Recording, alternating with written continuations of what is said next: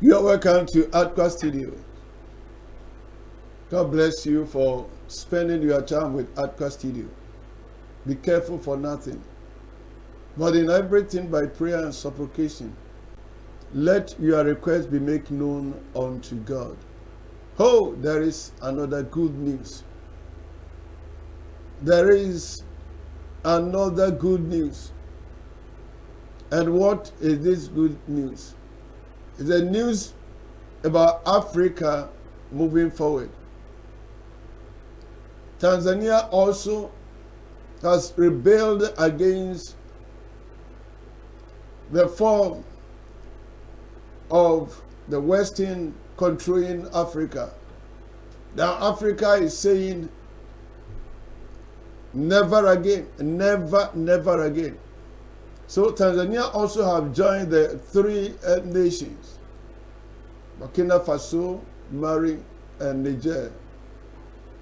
We thank God for such a movement. Let's go and listen to the message. You'll be so amazed.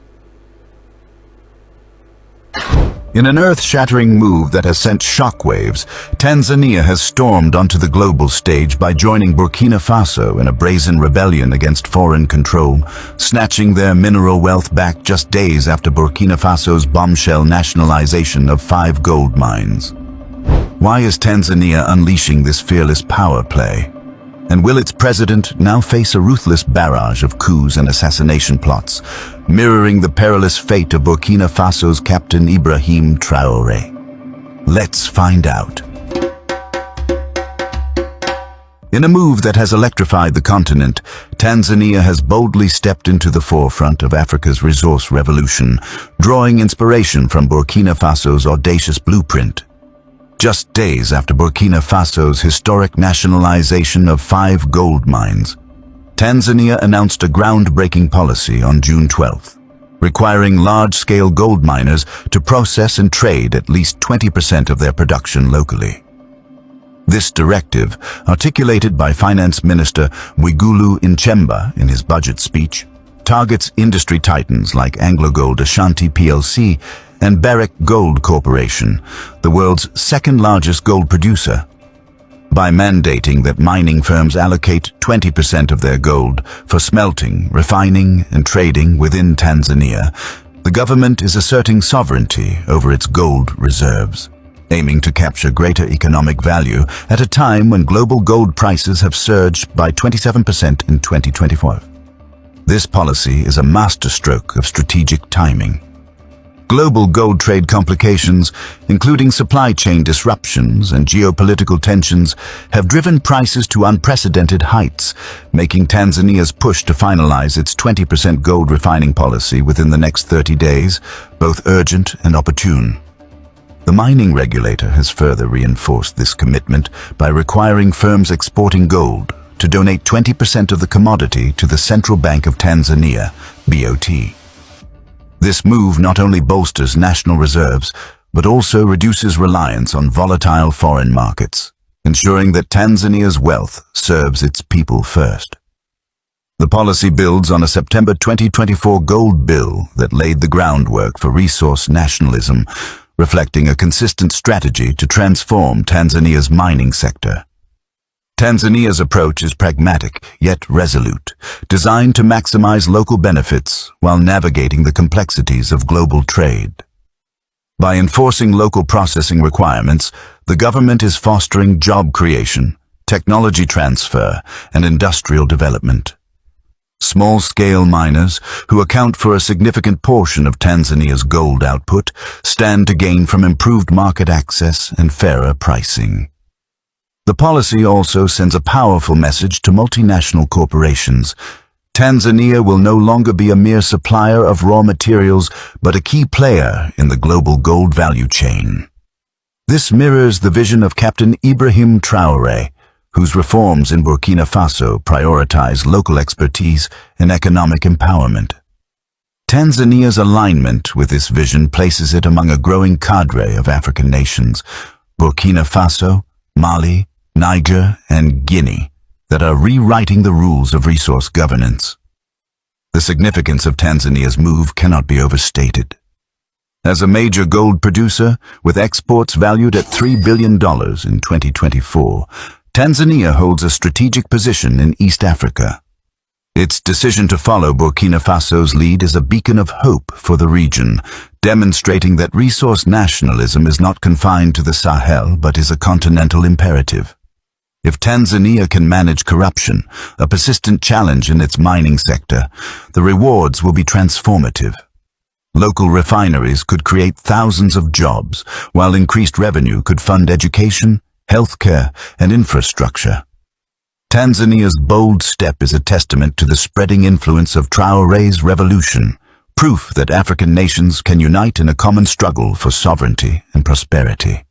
At the heart of this continental awakening stands Burkina Faso, where Captain Ibrahim Traoré has ignited a revolution that is reshaping Africa's future.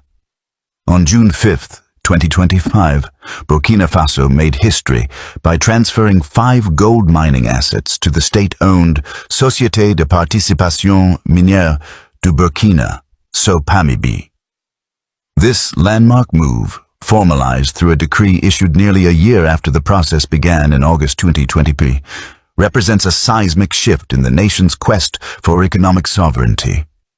The assets, previously controlled by subsidiaries of London-listed Endeavour Mining and Lilium, include 2 operational gold mines, Wagnion Gold SA and Semafo Bongo SA, and 3 exploration licenses. For a country that produced 57 tons of gold in 2023, ranking as Africa's 4th largest gold producer, this is a game changer. Gold accounts for over 70% of Burkina Faso's export earnings, making it the cornerstone of its economy. Traoré's vision is rooted in a profound understanding of his country's wealth. In a stirring speech delivered in Ouagadougou in May 2025, he declared, "We have so much minerals on the ground that many people don't even know." His words, delivered with unshakable confidence, reflect a leader who knows the true value of his land and is determined to protect it. Traoré hinted at untapped reserves that could dwarf Burkina Faso's current output, a revelation that underscores the nation's potential to become an economic powerhouse. Wow. Wow. Let me tell you a little story about mouse. In the house of mouse, there was a cat that using some of the mouth as food. So one day they had a meeting.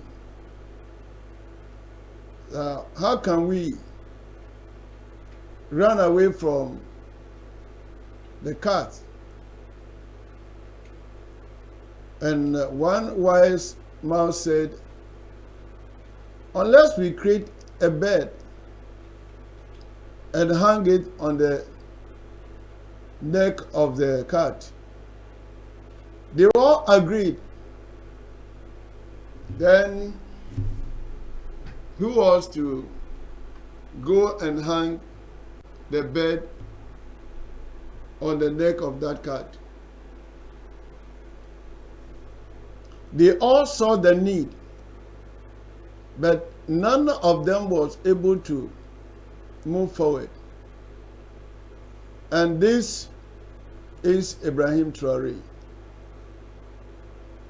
Because I believe all the Africa leaders know that the Western had been teaching Africa.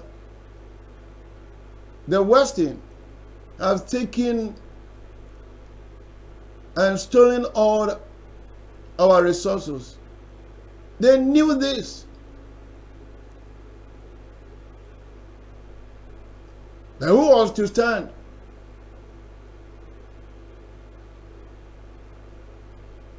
Who is bold to stand and say no? And who have ever thought that if a revival will start from Africa, in Africa will start from Burkina Faso? You might be thinking that it will start from Nigeria or the big nations. And now, Burkina Faso has become a cornerstone.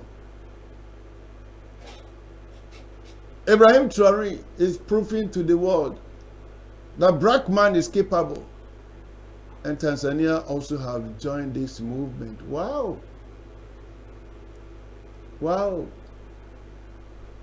You heard the message right. And I said Ibrahim Traoré is the morning train. Let's Africa go with the morning train. The corrupt leaders are the evening train. If you join the evening train, you'll be late.